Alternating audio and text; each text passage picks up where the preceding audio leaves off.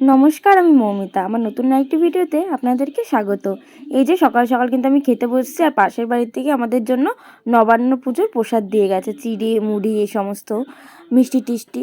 আর এইদিকে এই যে ঈশা আমার সাথে বসেছে খেতে। এছাড়াও আমাদের মিষ্টি টিষ্টি ছিল, আর ওনারাও আমাদেরকে প্রসাদ দিয়ে গেছিলো। আর ছিল ঘুগনি আর মুড়ি। বেরিয়েছে ওই যে বদ্দিতে বাড়ি। আর ঘুরতে ঘুরতে একটু আসলাম হাঁটতে হাঁটতে, আমি আর আমার বর। এসে একটা জিনিস পেলাম, একটা গাছ। আমি জানি না এটা কি গাছ, কেউ তো জেনে থাকো একটু বলো।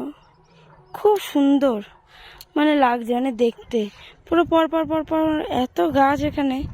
এই গাছগুলো দেখো কত সুন্দর ফুল ফুটেছে। কি জানি কি গাছ এটা, কিন্তু খুব সুন্দর লাগছে দেখতে। চলো একটু ঘুরে আসি, তারপরে বাড়ি চলে আসবো। বাড়ি যাদবের একদিন আমি লুকিয়েছিলাম। এই বাড়িতে নবান্ন পুজো হয়েছে। এই যে নবান্ন পুজোর আলপনা দিয়েছেন এরা চারিদিকে। কি ওই যে ঈশা ওইখানে দাঁড়িয়ে আছে। চলো একটু হেঁটে আসি। আর ওই দিক দিয়েও নবান্ন পুজো হয়েছে। এই যে এখন আমি বাড়ি চলে এসেছি, এসে স্নান করা হয়ে গেছে। আর এখন কিন্তু আমি দিয়ে নিচ্ছি পুজো। আর এখন একটু রেডি হয়েছি, রেডি হয়ে এখন চলে যাচ্ছি সৃজনী শিল্পগ্রামে, আমি আর আমার বর। আর জাম্বু তখন অবধি বাড়িতে আসেনি, স্কুলে ছিল। এই জন্য ভাবলাম যে আমরা দুজন মিলে লেট হয়ে যাচ্ছিলো, আমরা একটু টোটো করেই ঘুরে আসি। তো এই জন্য রাস্তাতেই এলাম। আর রাস্তায় আসার পর টোটোও পেয়ে গেছি, 10 টাকা করে নিল টোটোতে। চলো এখন যা যাক সৃজনীতে। এই যে চলে এসেছি সৃজনীতে। আর এখানে কিন্তু এখন না, আগে যখন আসতাম তখন অনেক টাকা কম ছিল ভাড়া, কিন্তু এখন ভিতরে ঢুকতে প্রবেশ মূল্য নেয় 30 টাকা। চলে এসছি আমরা সৃজনী শিল্পগ্রামে। এখানে দারুণ দারুণ সুন্দর সুন্দর জিনিস আছে দেখার মতন। এখানে না আসলে মানে মিস। চলো তাদের ফটো মটো তুলি আমরা ব্রিজটা। তুমি আমাকে তুলে দেবো, আমি তোমাকে তুলে দেবো সেলফি। দেখো পছন্দ বেগুনি কালারের পদ্ম, দেখো বেগুনি কালারের পদ্ম।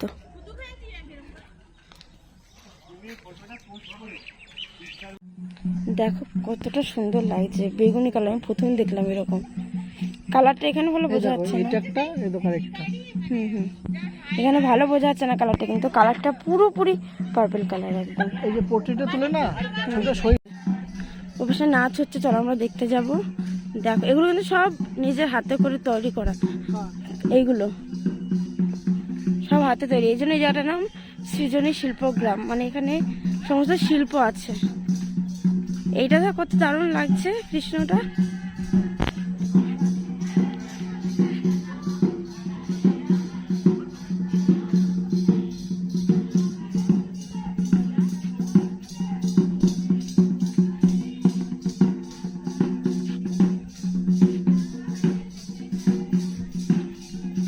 এখানে কিন্তু সবাই সবকিছু কেনেও, বেচা কেনা হয়।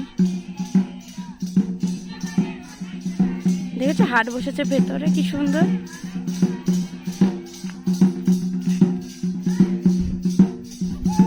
নাচ হয় এদিকে এদিকে।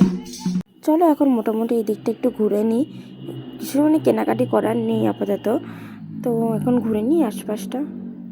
এখানে তো সব কাঠ দিয়ে বানানো, কুটুম কাটাম। আর এটা দেখো বাউল, জিরাফের মাথা আর কি। কত দারুণ লাগছে না, এগুলো সব কাঠ দিয়ে বানানো। এবার দেখো পদ্মগুলো জাস্ট দারুণ লাগছে।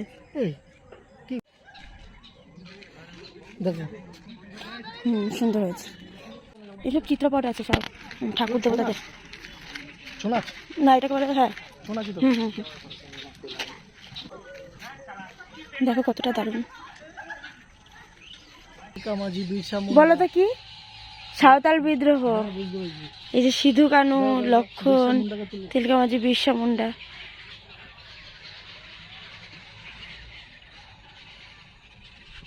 এই যে এখন মোটামুটি আমাদের সৃজনী ঘোরা কমপ্লিট।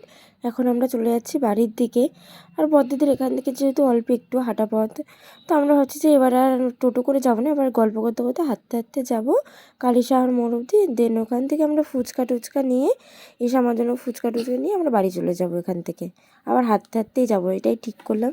তো সেই কথা অনুযায়ী আমরা দুজন মিলে এখন বেরিয়ে গেলাম হাঁটতে।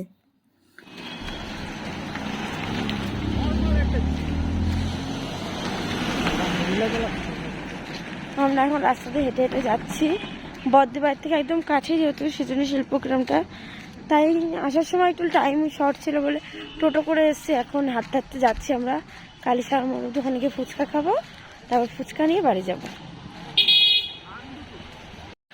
এই যে কিষান মান্ডি, বোলপুর কৃষক বাজার, বীরভূম। এখান থেকেই আমার জামাইবাবু আরও সকালবেলা আসে রোজ বাজার করতে। এর ভেতরেই বাজার, কিষান মান্ডি। চলে এসেছি আমরা কালীশাহর মোড়ে, দেখি ফুচকা পাওয়া যায় নাকি, তাহলে ফুচকা খাবো, খেয়ে ফুচকা নেবো, নিয়ে বাড়ি যাবো। এই যে এখন চলে এসেছি আমরা ফুচকার দোকানে, এখান থেকে কিন্তু আমরা ফুচকা খাবো আর ফুচকা নিয়ে তারপর আমরা বাড়ি চলে যাব। যাই হোক, এখন আমরা চলে এসেছিলাম বাড়িতে। আর এই যে এটা হচ্ছে আমরা ফুচকা এনেছিলাম যে, সেটা টক জল। এখন এটাকে চা হিসেবে, মানে আমার বরকে বলেছে চা বানাচ্ছি, আর আমার বরদিও তাই বলেছে চা বানাচ্ছি। এখন সেটা বলে আমার বরকে খাওয়াতে যাচ্ছি এই টক জলের চা নিয়ে। চলো দেখা যাক রিয়াকশানটা কি হয়। আর ও জানে যে আমি ভিডিও করি, তো এই জন্য ও আর কিছু বলছে না যে ভিডিও কেন করছে। ও ভাবছে যে আমার দিদি বিস্কুট দিয়েছে, আমি তো সেটার ভিডিওই করছি, কিন্তু ও সঠিক জানতো না যে আমি ওর ভিডিওটাই করছিলাম। ওর কেমন রিয়াকশান হয় সেটাই দেখার জন্য ভিডিওটা করছিলাম লুকিয়ে লুকিয়ে। ও কিন্তু প্রথমে বুঝতেই পারেনি সেই জিনিসটা। খাবো খাবো, বুঝতে পেরেছি। Hide and seek, hide and seek cake তো এটা একটা ভিডিও। গাইজ, এটা আমি এই যে বিস্কুট আমার দিদি দিয়ে দিল, হাইড অ্যান্ড সিক। প্যাকেটটা দেখে আমার বর বলছে এটা বলে কেক। বলছে কেক তো, চলো খেয়ে নিই এবার।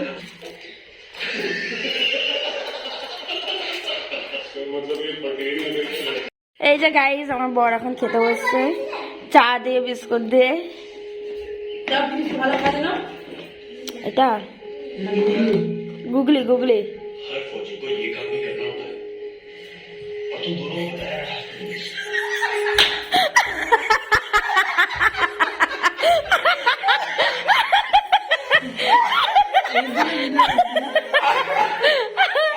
কেমন বলো, কেমন লাগলো দাদা চাটা খেতে আপনার?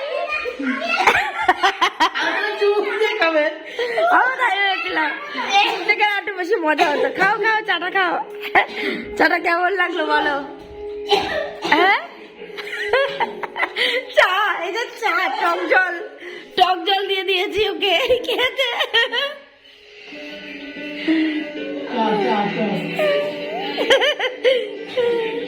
ভাল লেগেছে, ভাল লেগেছে। আমার সত্যিকারের চা খাও।